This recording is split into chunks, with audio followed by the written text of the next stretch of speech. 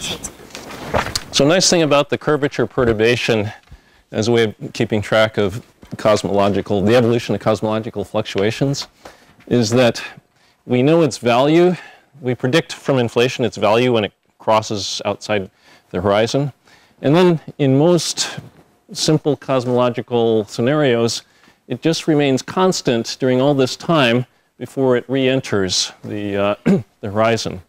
And at that point, then things start evolving according to, say, Newtonian perturbation theory.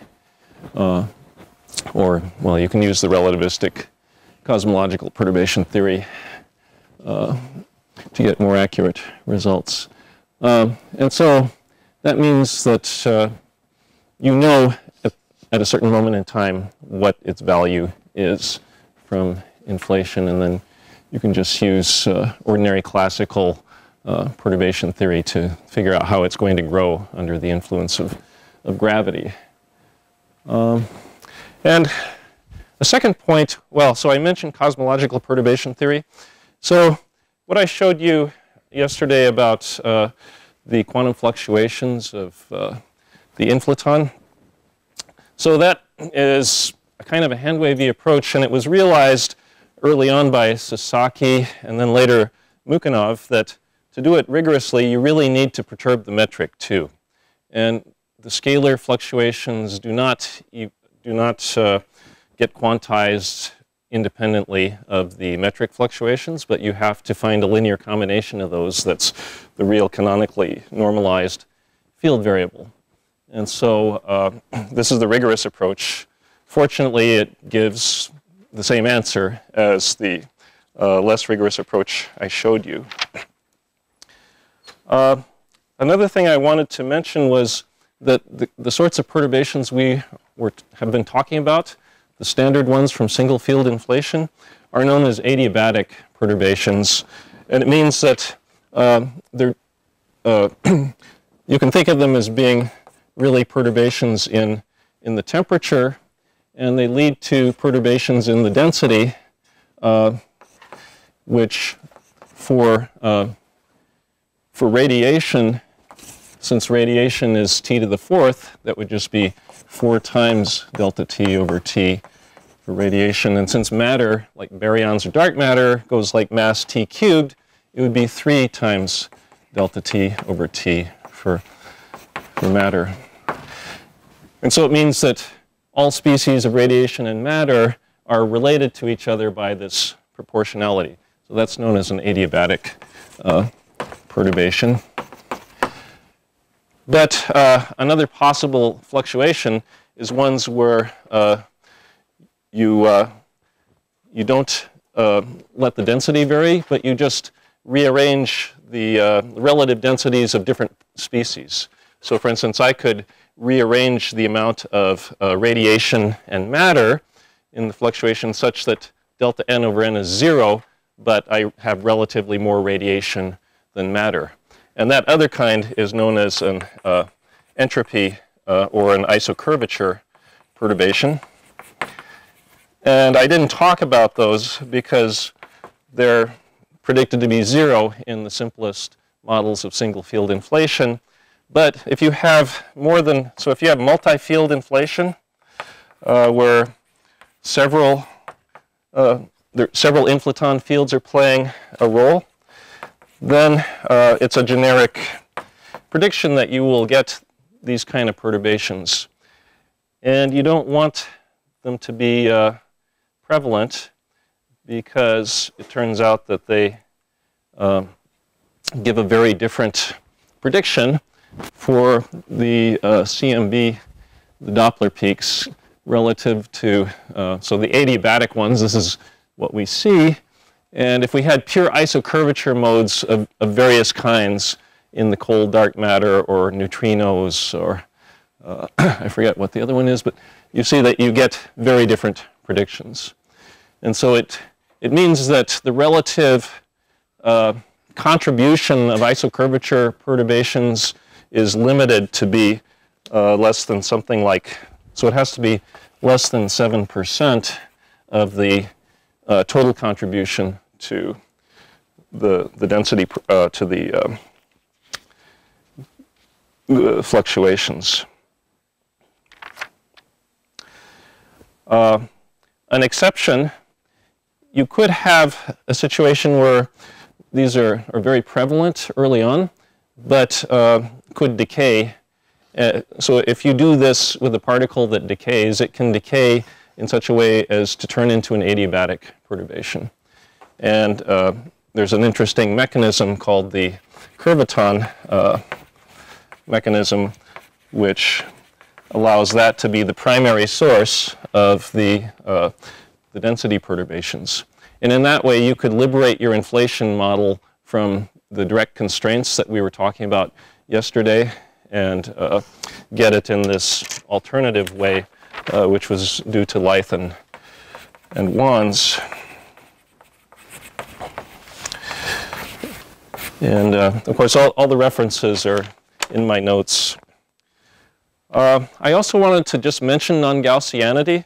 So the fact that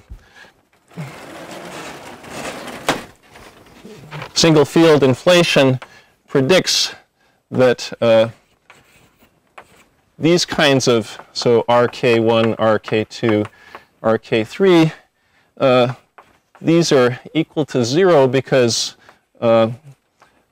single field inflation predicts that the fluctuations are a Gaussian random distribution.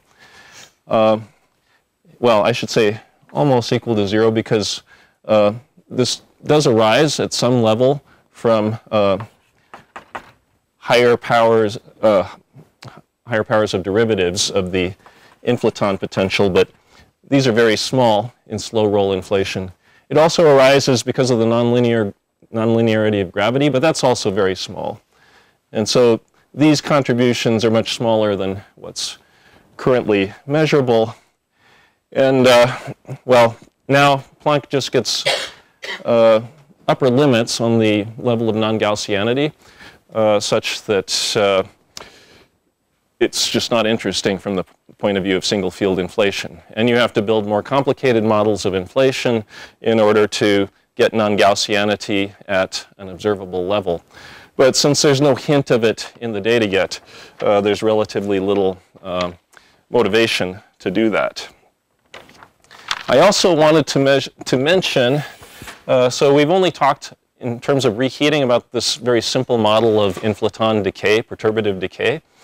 But there's been a lot of work on more efficient mechanisms known as preheating, and that is where if you have the inflaton coupled to other fields, then by non-perturbative solution of the coupled field equations, you can find that the particles that it's coupled to can be produced much more efficiently than just through the perturbative decays. So this is a non-perturbative mechanism that leads to, it can lead to very efficient reheating.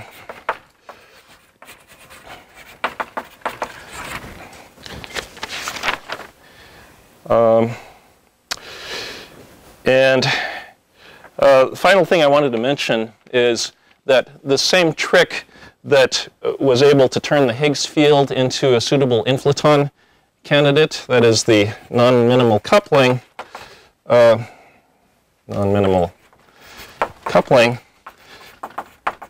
can rescue other models of inflation like, so we saw yesterday that chaotic inflation is disfavored generally by data, but if you just add this extra coupling to the Ricci scalar, then for suitable values of this parameter, then you can flatten out the potential just like it for Higgs inflation, at the price, of course, of adding one extra parameter. Oh, and finally, in my notes, I show what's the precise trick for introducing an auxiliary scalar to turn R squared gravity into something that looks like just a single field inflation model. So you can see that there. And it also actually has the answer to the question that was asked yesterday, which was, I think, what was the, in Starobinsky's inflation model, what was the significance of this scale m? And the answer is that when you convert this to scalar field inflation, you find that the coefficient of the potential is going like m squared, m Planck squared. So the significance is that the energy scale of inflation is the geometric mean of the Planck mass and that scale. And so what I said was right. That scale has to be some orders of magnitude below the Planck scale. Okay, so I would like today to move on to topic number 2, and so that's baryogenesis. And we already said a few things. The question came up yesterday as to how low could the reheating temperature of the universe be, and so I said I think that. Oops, I think I lost this. We lost this.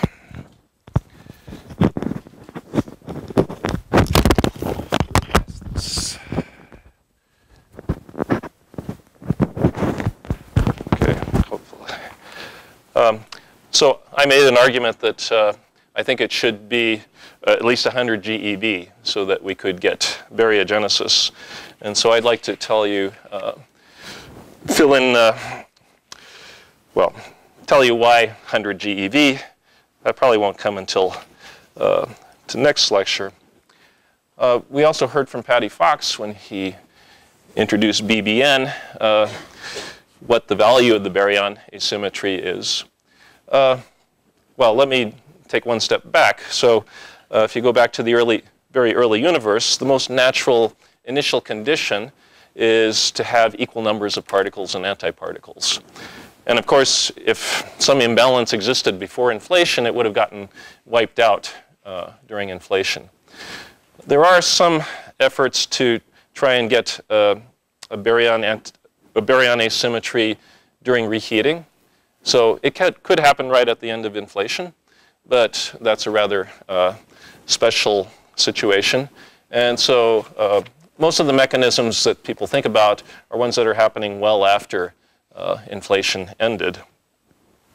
So you need some mechanism to create this imbalance. And so I believe Patty showed you the numbers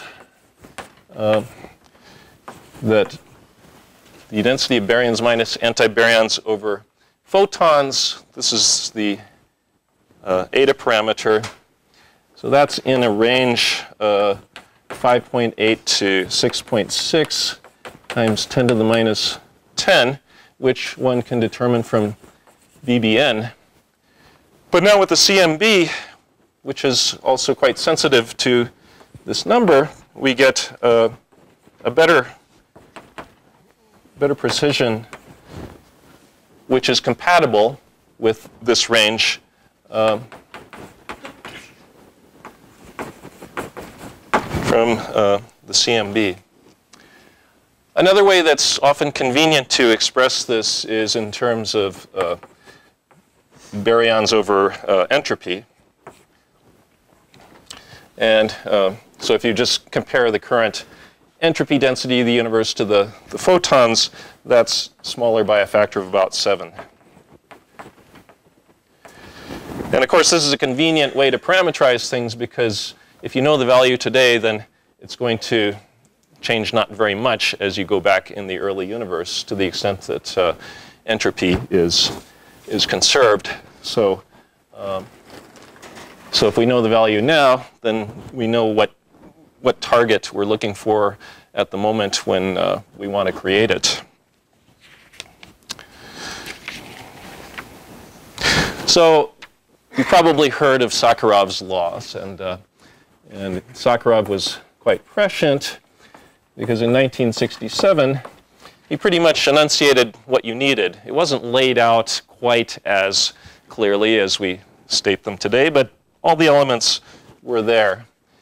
And so what you need to make a baryon asymmetry, well, you need baryon number violation. That's pretty obvious. If you're starting from no baryons, you need to violate baryon number. You also need departure from thermal equilibrium.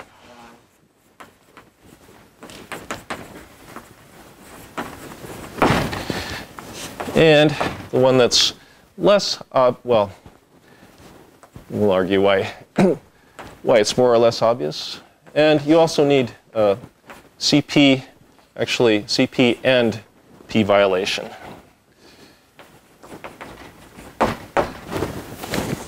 So I'd like to go through those, and starting with baryon violation, because this is one element that's present within the standard model to a sufficient extent for baryogenesis.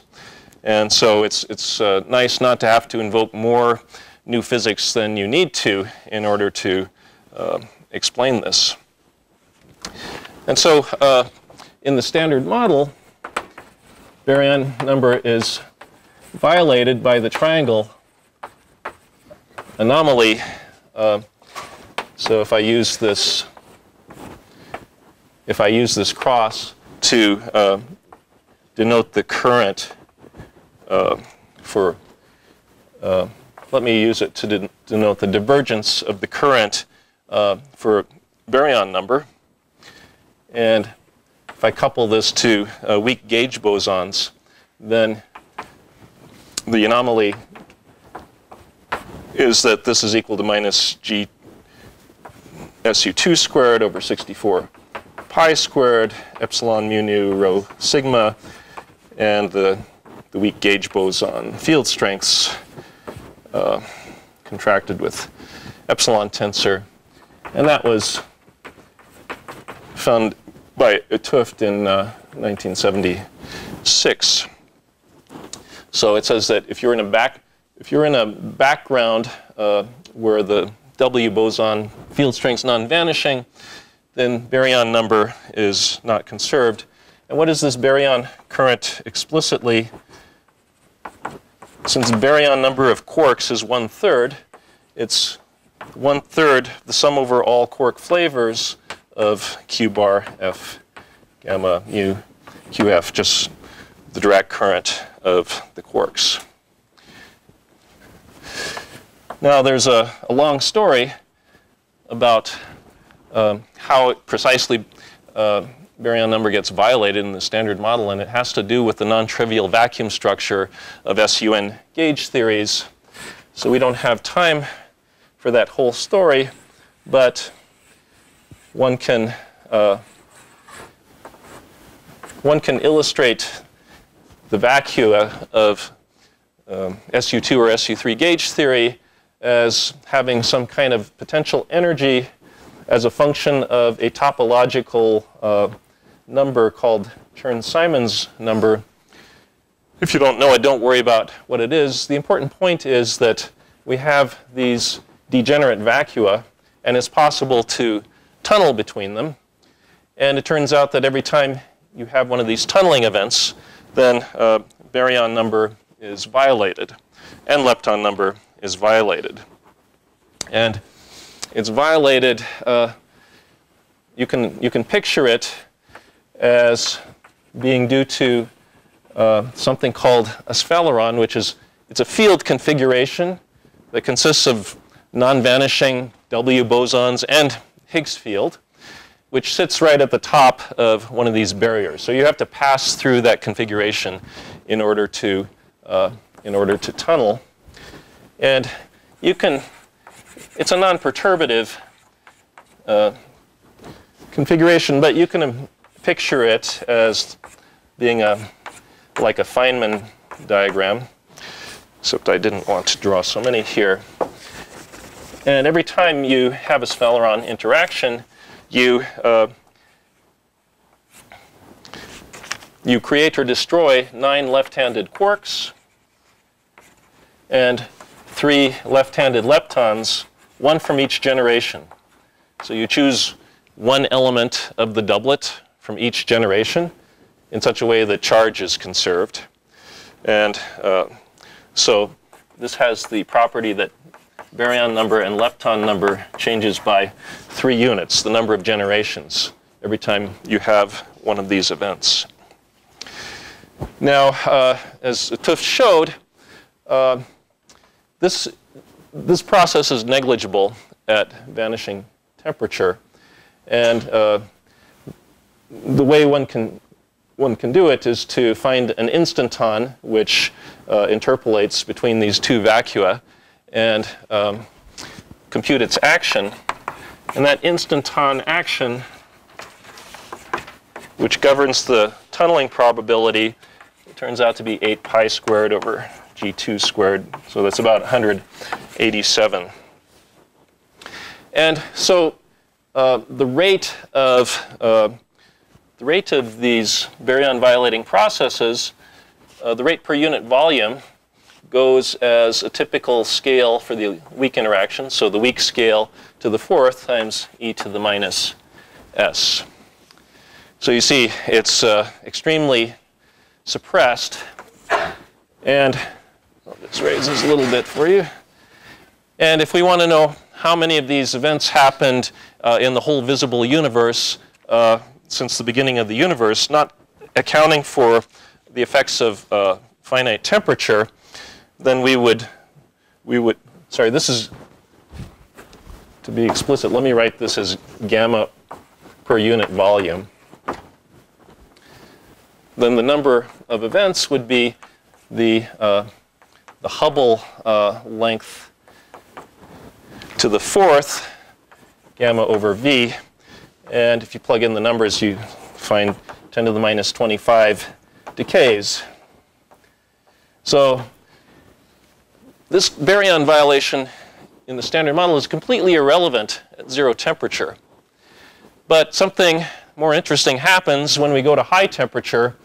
At high temperatures, it melts these barriers. These barriers depend on the Bev of the Higgs field. And the Higgs field, the electroweak symmetry is restored at high temperatures. So these barriers just go away.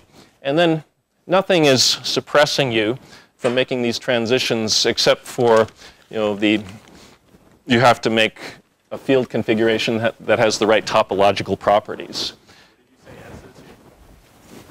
S is the action of the instanton.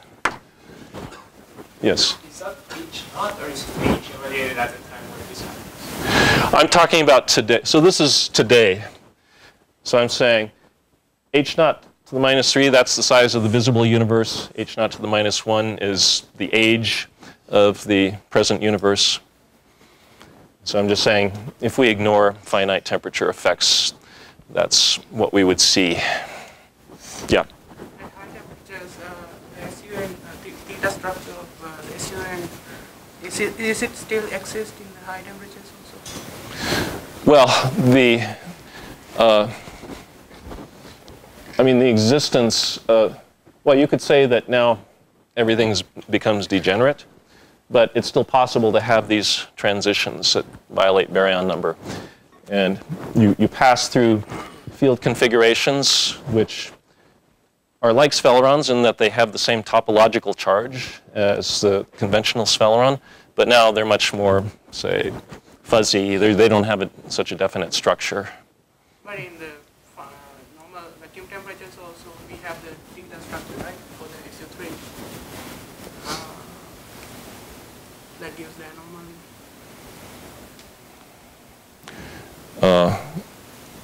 So you're talking about QCD, yes. theta vacua? Yeah, so same thing happens for QCD. The potential, that potential goes away and the mass of the axion goes away as a power of the temperature. Maybe this is just a matter of nomenclature, but I thought the 0 temperature effect is an instanton effect. That's what I said. Yeah, that's exactly right. So this is the action of the instanton. But I just mentioned the spheleron as being, so spheleron is like the t equals 0 cross-section of the instanton. It's something you have to pass through when you have an instanton transition. But then if you do a high temperature calculation, before this at temperatures where this still exists, then that precise Faleron becomes an important part of the calculation. But we don't really care about it for our purposes.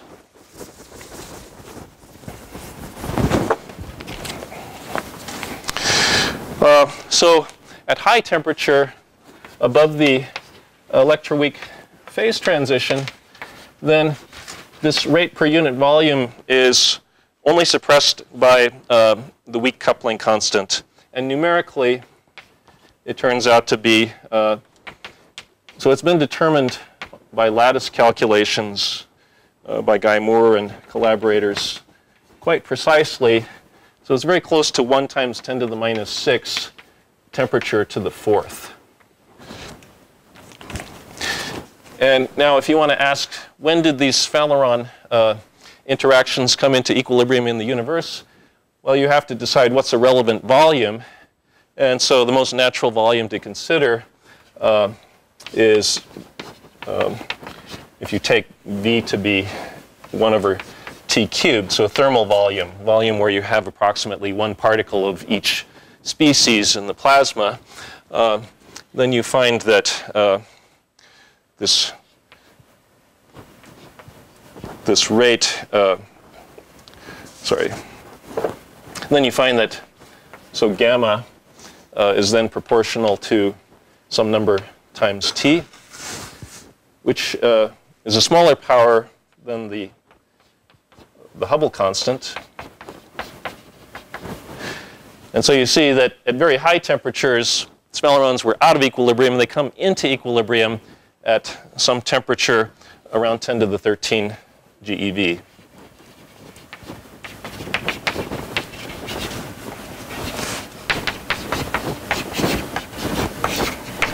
And that will be relevant to our discussion about leptogenesis.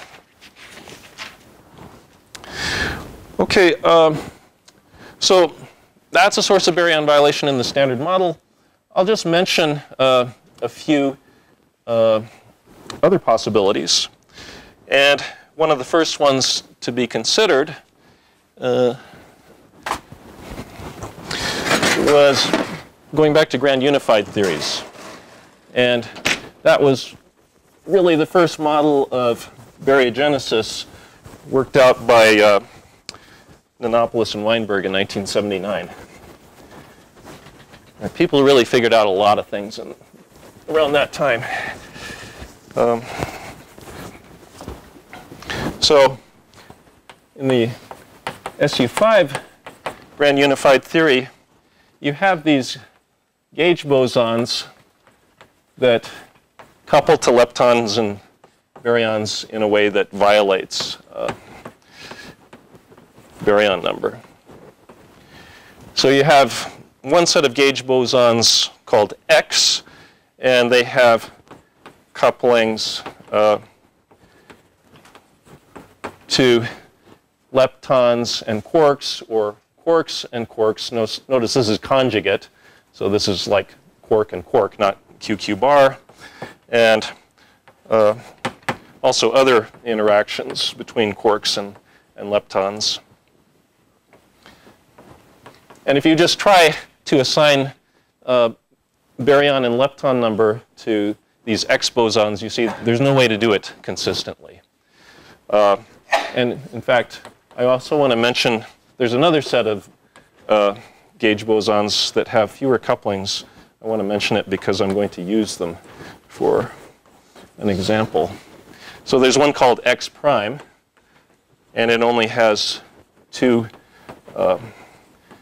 kinds of couplings, but still, you can see there's no way I can assign, if I tried to say, okay, the baryon number of X prime is minus 2/3 to cancel this, then it doesn't work for this interaction.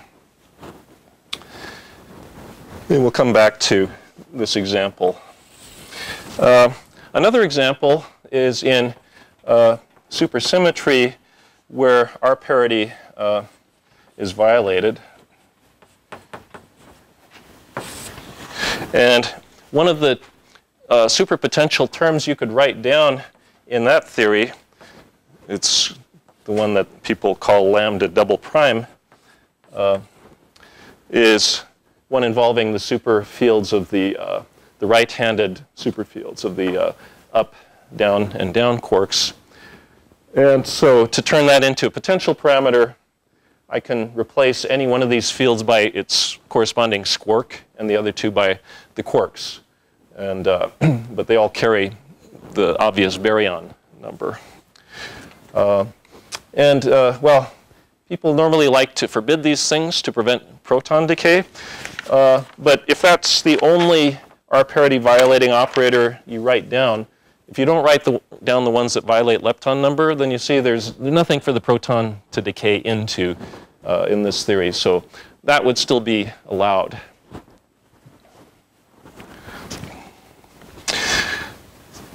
Okay, so those are just some examples of baryon violation. And now I'd like to turn to the next Sakharov criterion, which is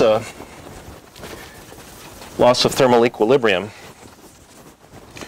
And the way to see that you need that is that if you had some process that would produce a baryon asymmetry, but it was in thermal equilibrium, then the inverse process would just undo whatever your process did. And by definition, in thermal equilibrium, the rates of those two processes are the same. So no net change can take place unless you have loss of thermal equilibrium. And instead of trying to prove that in a general way, I think it's instructive to just do an example.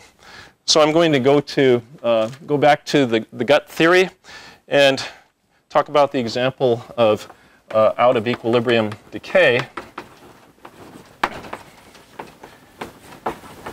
of a heavy gut gauge boson, and I'll take it to be the X prime, since it's simpler, has simpler couplings. So out of equilibrium decay, it means that the decay rate is smaller than the Hubble rate, and so these particles are going to be hanging around at low temperatures. Actually,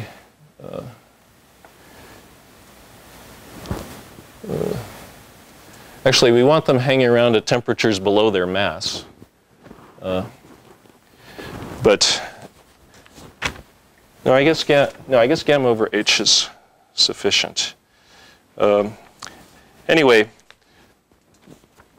so the way this is going to work is that we want to have X prime, and of course it's antiparticle. Notice it's not a self-conjugate particle. If you look at these couplings, it has electric charge. So X prime and its antiparticle are both going to be decaying into these particles, and we would like to see how that can happen such that a net imbalance of baryons and leptons is created. And well, already I have to invoke CP violation to do that, because if the particles and the antiparticles both decay in exactly the same way, then it's clear that their decay products are going to just be equal numbers of particles and antiparticles. So we have to have an asymmetry in the decays. So let me just define that CP asymmetry, even though we're going to come back after this to talk in more detail about how you get this. So the CP asymmetry in the decays is defined to be the net number of baryons that we're going to get from the decays of these guys, assuming that we had equal numbers of them to begin with. So I'll weight all of these decay rates by the baryon number of the decay product. We have X prime decaying into a lepton and an up quark from the first interaction. And so that creates baryon number 1/3. And from the second interaction, we're going to get minus 2/3 because that's an X prime going into an anti-quark, two anti-quarks, Q bar, D bar. So that's the contribution from the X primes. And then we have to subtract the corresponding contributions from the antiparticles, because they come with the opposite baryon number.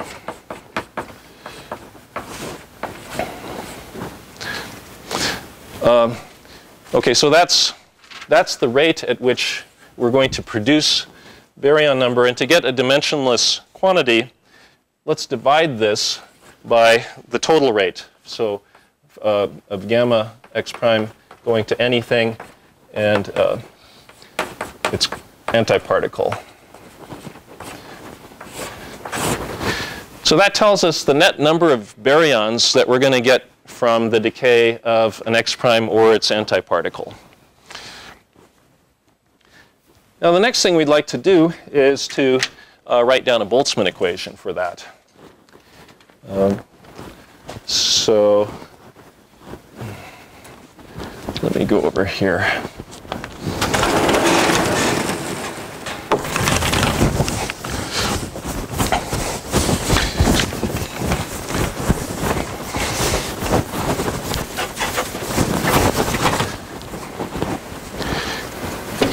So the Boltzmann equation will take the form, and we want to write an equation describing the change in the baryon density. And as always happens, there's a dilution term from the fact that NB is going down just due to the expansion of space. On the other side, we have the collision term of the Boltzmann equation. In this case, it's decays and inverse decays.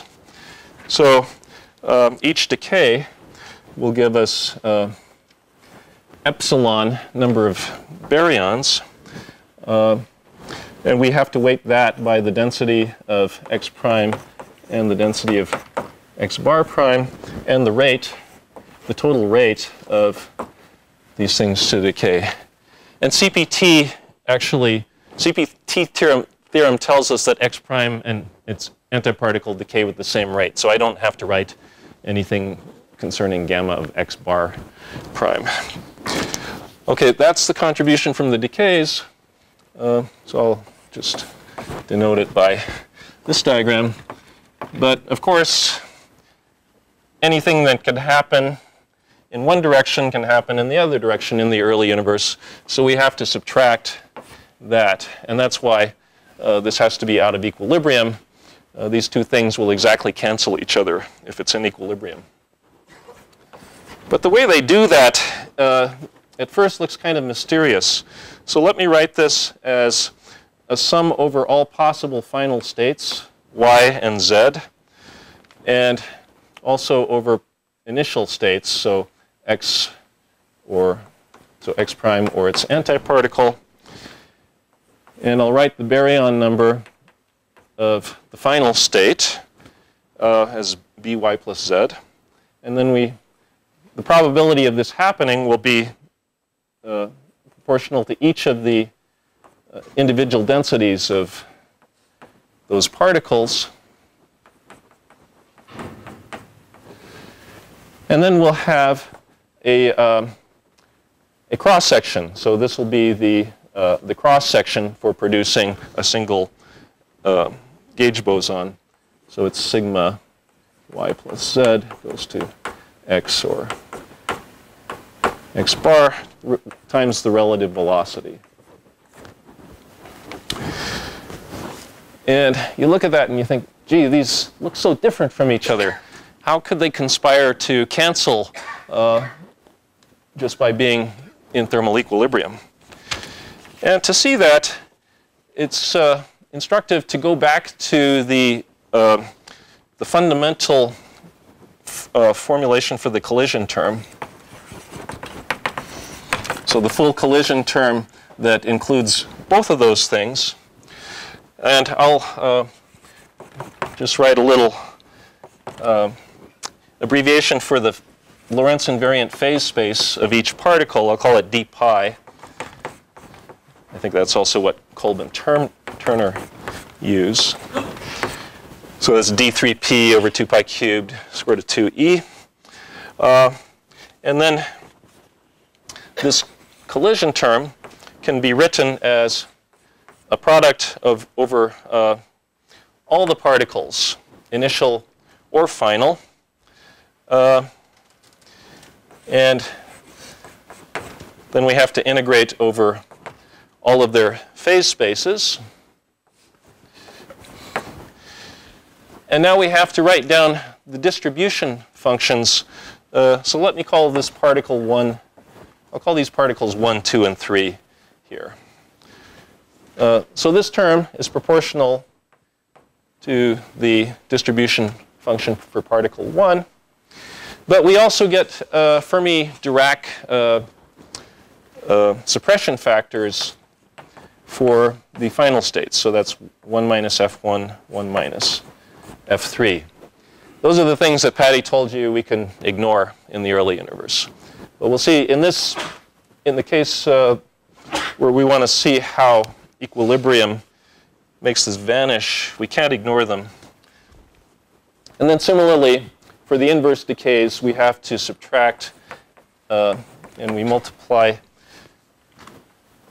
F2, F3, and for this final state, we actually, it's a boson in this case, so we get a boson enhancement factor 1 plus F1.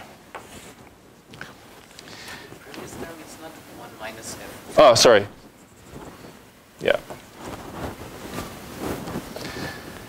And now you can do a little algebra, and you can show that that 1 minus F is equal to e to the beta e times F for the Fermi-Dirac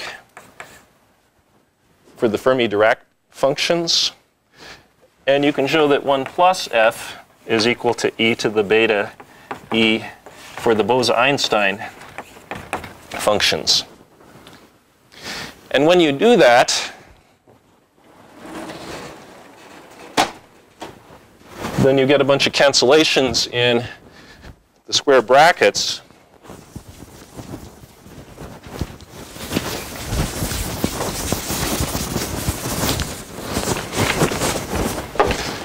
And you find that this thing in the square brackets can be written as F1, F2, F3, e to the beta E2 plus E3 minus e to the beta E1.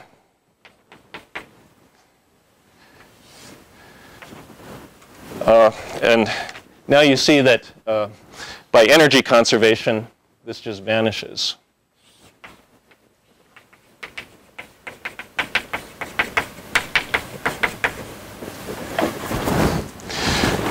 And so that argument makes it look like, well, this thing should always vanish. But of course, there was an implicit assumption here. I assumed equilibrium distributions. This is a special property of the exact Fermi-Dirac and Bose-Einstein equilibrium distributions. But what we want for this situation is that the decaying particle will be far out of equilibrium. So we need for F1 to not be the equilibrium Fermi-Dirac distribution. For the purposes of our Boltzmann equation, of course, we're more interested in the form of the number density rather than the phase space density. And so let's see what that says in terms of the number density. So generically, the number density for our decaying boson is this integral. And if we go to the low temperature limit, where the temperature is much less than the mass, then you know it's this exponentially, this Boltzmann suppressed distribution. But we want a particle that's decaying, that's hanging around for much longer than t equals m, because it's got such a slowed decay rate. And so, of course, what would enforce this? It's if the interactions of the particles were strong enough to keep it in thermal equilibrium. So we are assuming that that's not the case. And therefore, instead, what we expect for such a particle is that its density is just equal to what it would have been for a relativistic particle. So before it started getting Boltzmann suppressed, the density of a relativistic boson would have been this, and now we're just saying this is now getting diluted only by the decays. So that's the correct approximate expression for a particle out of equilibrium.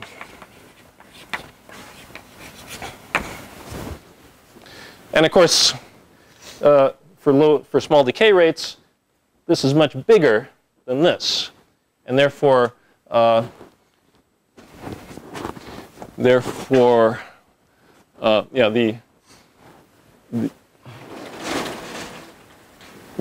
the decay term is much bigger than the inverse decay term, and as a zeroth approximation, we could just ignore this term. So suppose we make that approximation, then the Boltzmann equation becomes easy to integrate.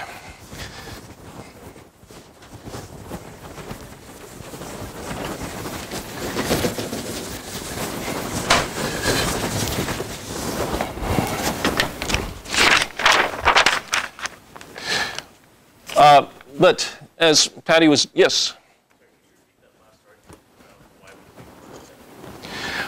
I'm saying that, so this term,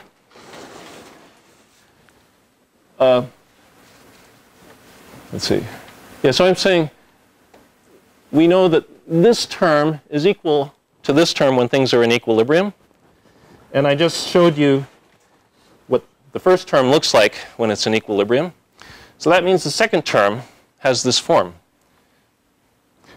And now I want to go to the situation where the first term does not have that form, but the second term still does, in order for that thing to vanish if the particle was in equilibrium. So the first term is like this, the second term is like this, and I'm just assuming that gamma is such that this is much bigger than that. So you said you need F1 to be not a equilibrium Fermi-Dirac distribution? Bose-Einstein. Bose-Einstein, thank you.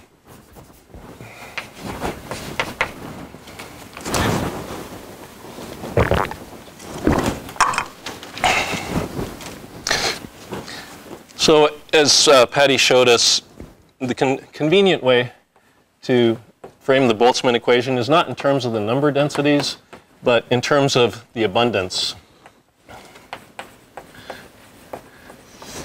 And that's also the thing that we want to compare for the baryon asymmetry as we parameterized it, where S is the entropy, total entropy density.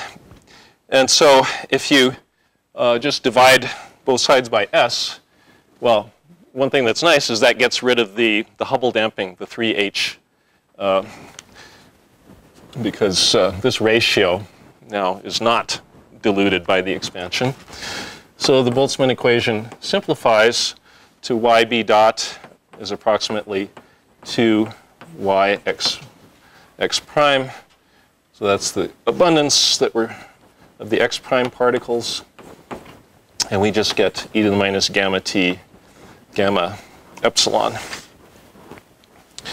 And so now you can just integrate this, and you find that the final baryon asymmetry is just equal to 2 epsilon times the initial value of the x prime. And since the x prime initially was in thermal equilibrium, it's going to have an abundance which is just of order 1 over the total number of particles. So you can estimate this as being 1 over G star S for the entropy. Okay, so that's something like 1 over 100, or maybe 1 over a few hundred in the gut model. And so that's telling us we need, how big epsilon do we need? Something of order 10 to the minus 8 in order to get the observed baryon asymmetry. Since K is negative in that expert, shouldn't you have a sign flip with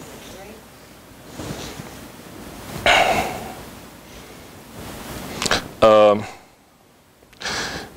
Let's see. Are you saying this should be minus? I think so. But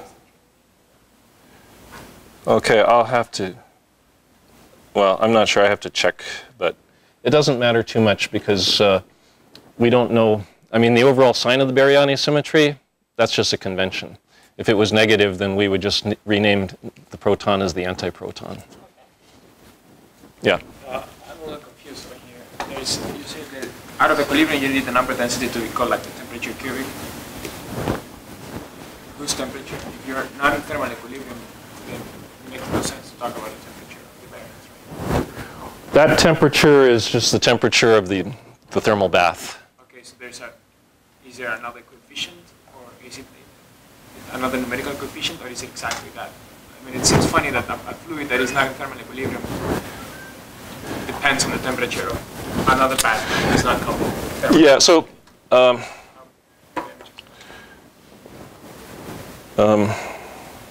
Yeah, yeah, so I mean, the T is just keeping track of how it's getting diluted by the expansion. And then, so if it was a totally non-interacting particle, then it would not be Boltzmann suppressed because it would just have some abundance that's the same as that of radiation, and it would just keep falling like that to arbitrarily low temperature. So the only other source of time dependence would be due to its decays in that totally decoupled limit.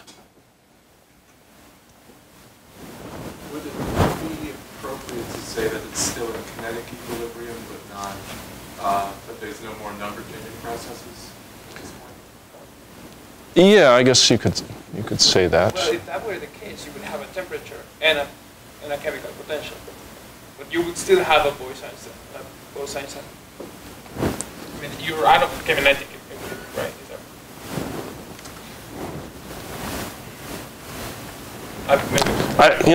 But for these purposes, I don't really care about that question at all. I just care about the number density of the particles. And I mean, so I'm only relying on the fact that its number density. So if it didn't decay, then its number density would just remain constant. Its abundance would remain constant. So the only thing that's changing that is its decays. And those details are, I mean, maybe you can quibble with those details. All I care about is this equation. Why is there no T in that equation, though? Where did temperature dependence go when you went from N to Y? Why is there no? You go from N to your abundance. It gets canceled out. So when you divide by S, right. that cancels out the T cubed. That's why this is such a convenient variable for the Boltzmann equation. Now, and incidentally, this is totally, you didn't need the Boltzmann equation to come to this conclusion, right? Because it's just saying that every particle or antiparticle will, on average, decay into epsilon baryons. Okay, so this is totally brainless, intuitive result. But it's also a crude approximation because you would like to take into account the effect of the other term in the equation. So if you wanted to do that, then you can still do it. It just becomes less trivial integral.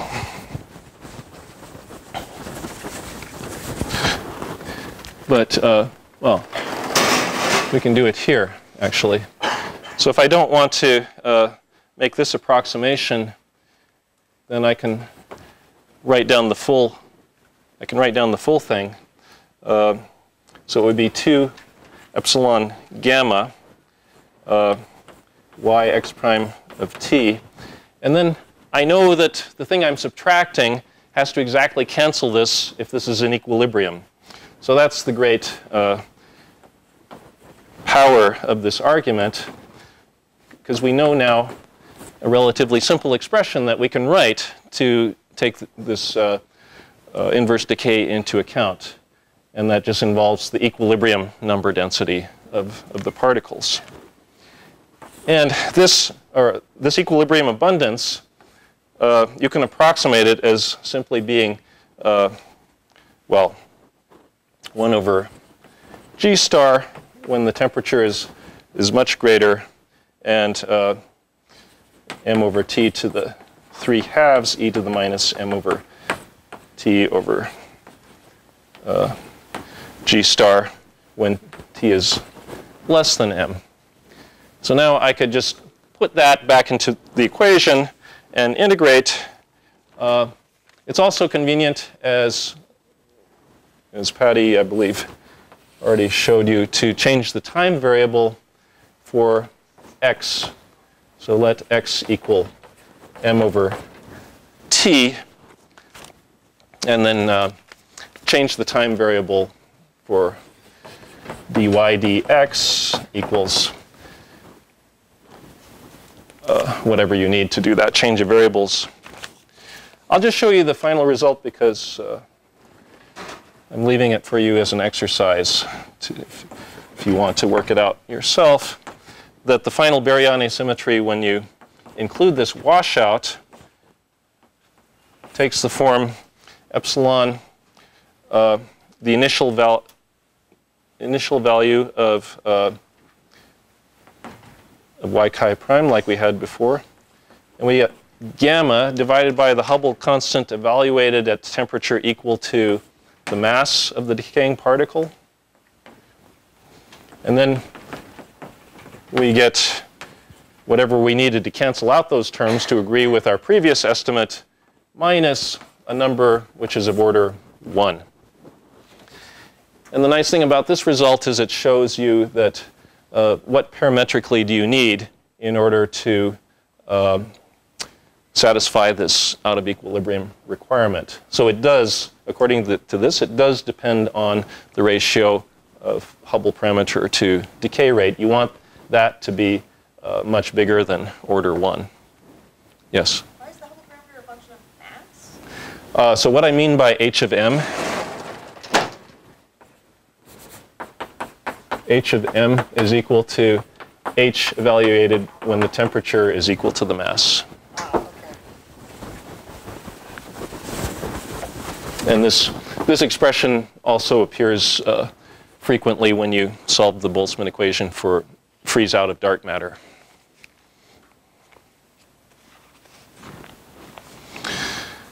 And, well, if you do this very carefully and don't just make some rough approximations like I did here, then you should find that this whole thing goes to 0 in the opposite limit where gamma is becoming much bigger than h.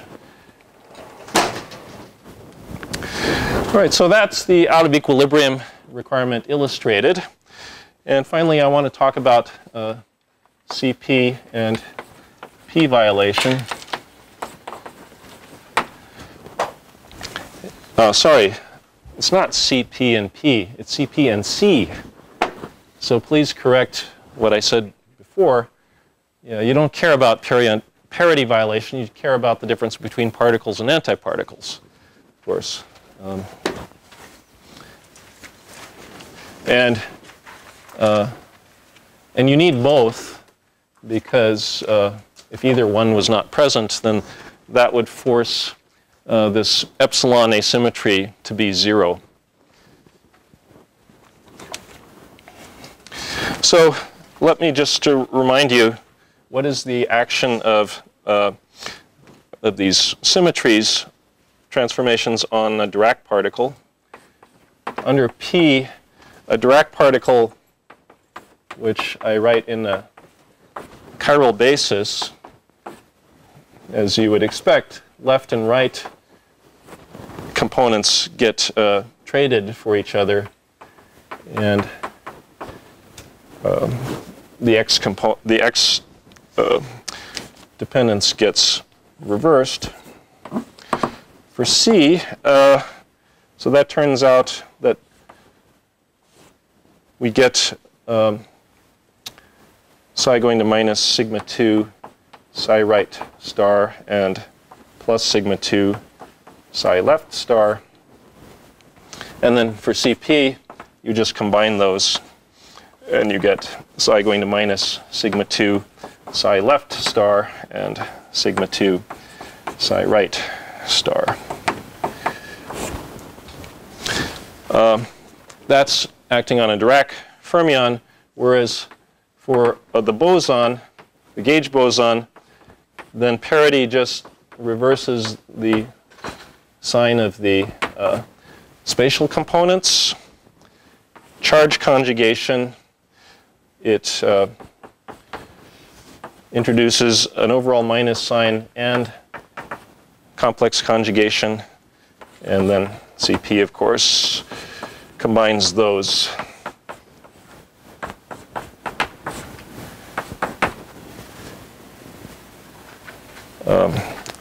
So the relevance of this for the example that we were talking about is how does it affect the couplings that lead to the decay?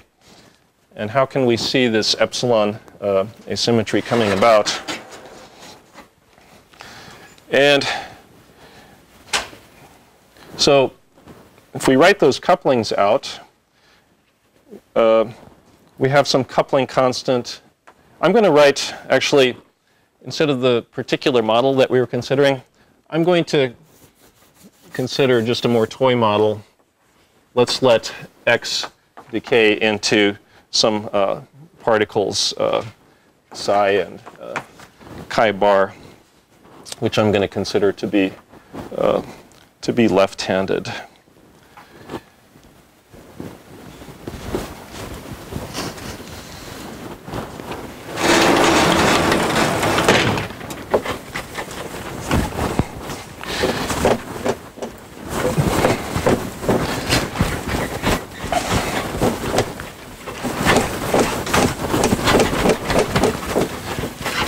So I want to consider a toy model. It's a little simplified from the actual gut model, where we have interactions of a left-handed fermion psi bar left and a gauge boson x mu gamma mu, and another fermion left-handed chi left. Then we will have its Hermitian conjugate interaction.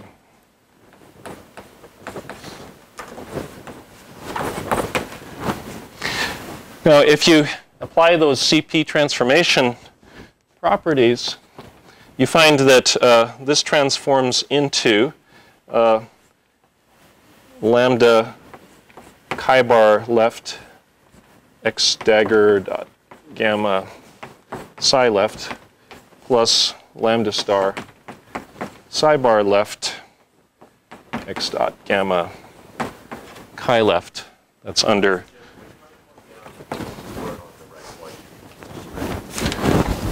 sorry about that.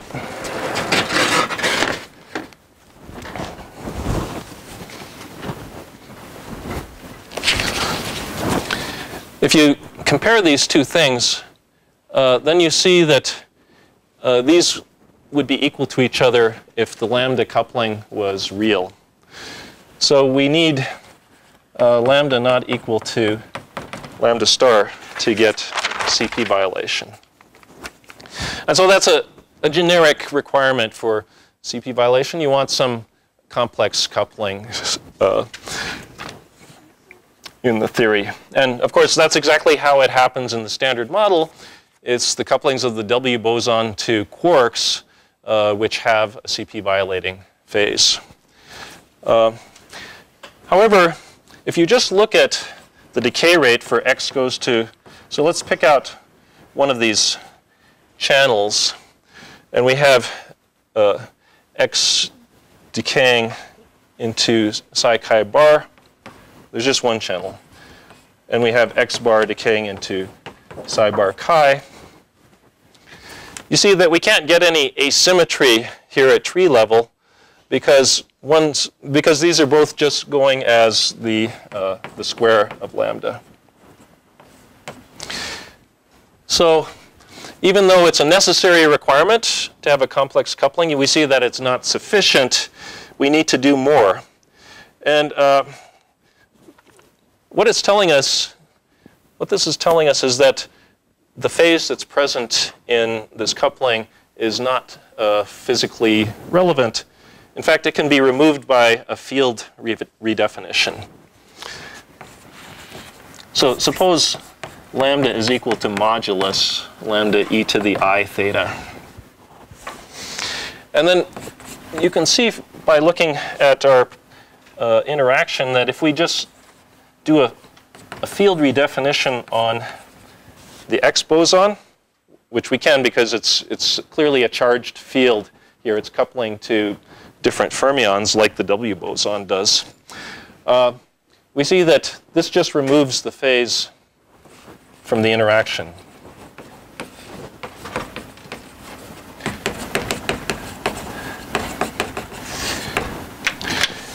And the general statement is that if you want to see a physical effect of CP violation, you have to avoid this somehow. And generally what that means is that you need several phases and several interactions such that you don't have enough freedom to remove all of the phases by doing field redefinitions.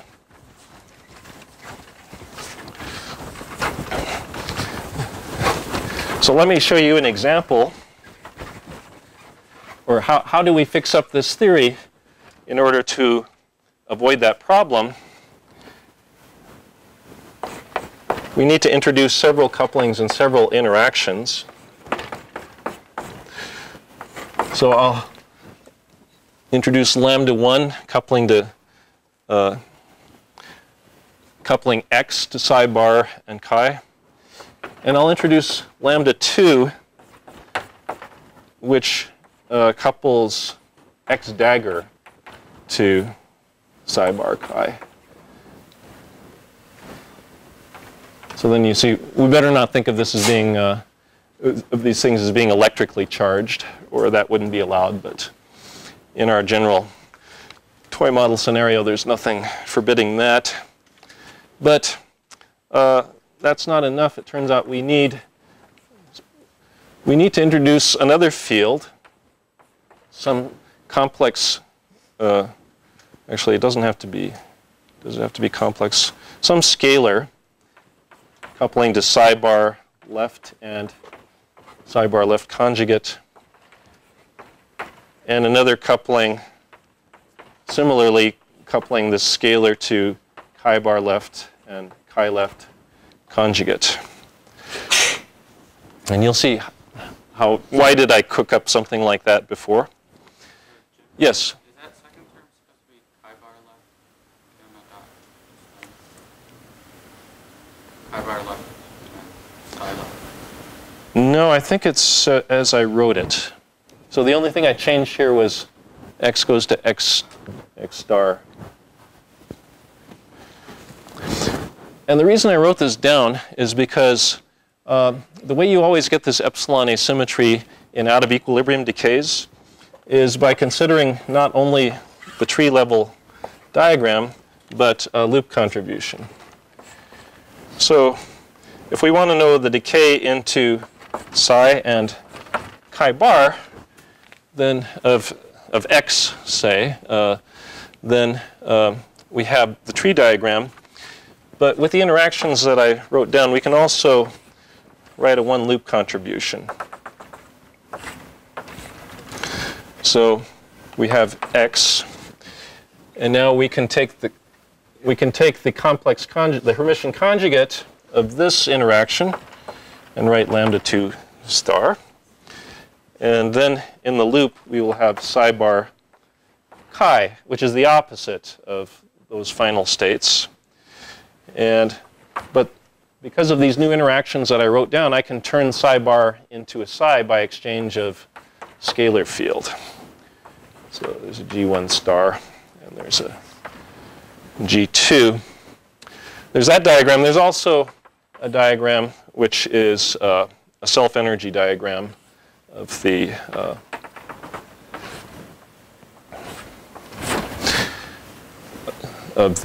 X particle. But let me just focus on this diagram, even though both have a similar function. Okay, so this is the one loop corrected matrix element for X decaying into psi and chi bar. And now the CP asymmetry is going to be defined to be that matrix element squared minus the one for the CP conjugate process. X bar goes to psi bar chi squared, divided by the same thing with plus sign in the middle. And now one can show that this no longer vanishes. And the reason it doesn't vanish is because the loop diagram introduces an additional imaginary contribution to the equation. And this is coming from unitarity of the S matrix.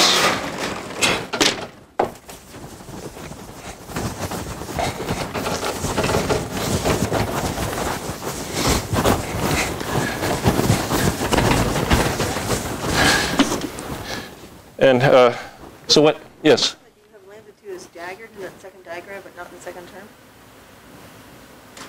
We have the Hermitian conjugate of Yeah, so I needed to Hermitian conjugate. So I have this, all of this stuff plus Hermitian conjugate. Okay. And I'm using the Hermitian conjugate to get that interaction. Okay. And so there's a general general theorem, unitarity, that tells you when you can get an imaginary part of the amplitude coming from that loop. And this is the optical theorem. It's 2 times the imaginary part of X decaying into psi chi bar will be equal to the sum over the spins of psi bar and chi in this example. And we have to integrate over the phase space of... So what we're doing is we're putting the intermediate psi and chi in that loop on shell, if they can go on shell. If they can't, then this is going to vanish. And then we multiply by the matrix element for X decay to psi bar chi times the matrix element of, in this case, so it's the matrix element for this process times the matrix element for this process. We're cutting the diagram, putting those particles on shell, and we have the product of those matrix elements appearing.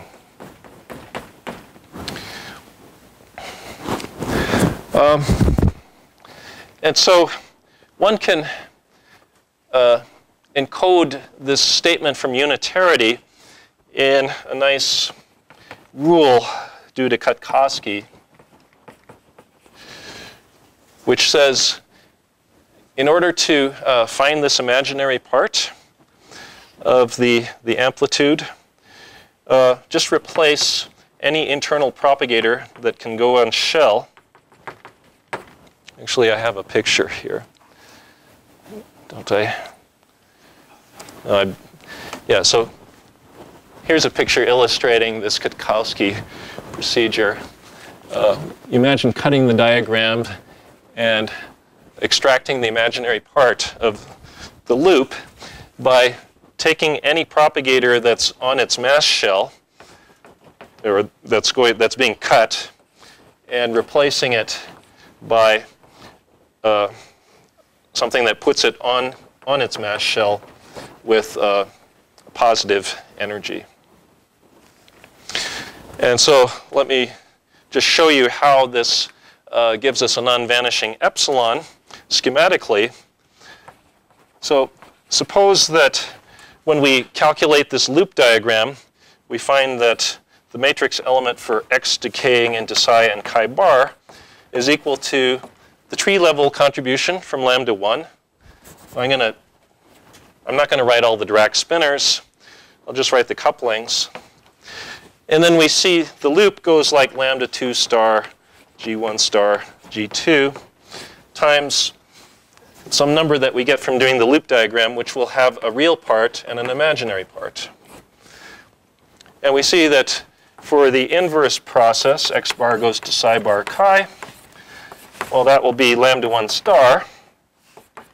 And well, we'll take complex conjugate of everything except this phase that's coming from the loop. It doesn't get complex conjugated when we consider the other process because it's just a kinematical effect. It's the same loop diagram in both processes kinematically. And it's that mismatch between this being plus I in both expressions and everything else being complex conjugated that gives us a non-vanishing result when we compute the CP asymmetry.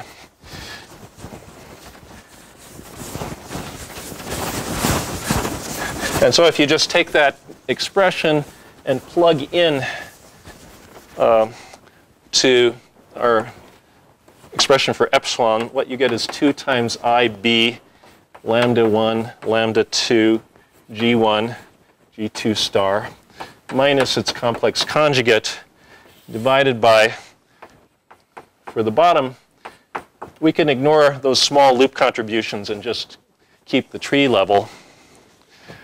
And so you see that this is equal to minus 2b over lambda 1 squared. And we get the imaginary part of lambda 1, lambda 2, G1, G2 star. So by doing this exercise, what we've found out is that there is an unremovable phase. If we take all of these to be complex in general quantities and we form that product, then it must be that no matter what field redefinitions we do, we can never change this phase because that's something physical depends upon it. And so that's showing you why I had to add all of these things. If any one of them vanished, then I would get nothing. And so you can go back and you can just try to do field redefinitions and convince yourself that this is an unremovable phase if you want to. Could you explain again why the I doesn't get conjugated? Why the I term doesn't get conjugated? Yeah, it's because, so when you write down this loop diagram, this A and this IB is just what you get from writing the propagators and replacing all the couplings by just 1. And you know that expression doesn't care whether these are particles or antiparticles. These are just Dirac and boson propagators in the loop. And so it's just some number. Does the statement that the phase is irremovable depend on phi being a real scalar, or can it be complex? Let's see. I think it doesn't matter whether, well, that statement must not depend on it because what I derived there is the correct result. So, yeah, I think it cannot matter.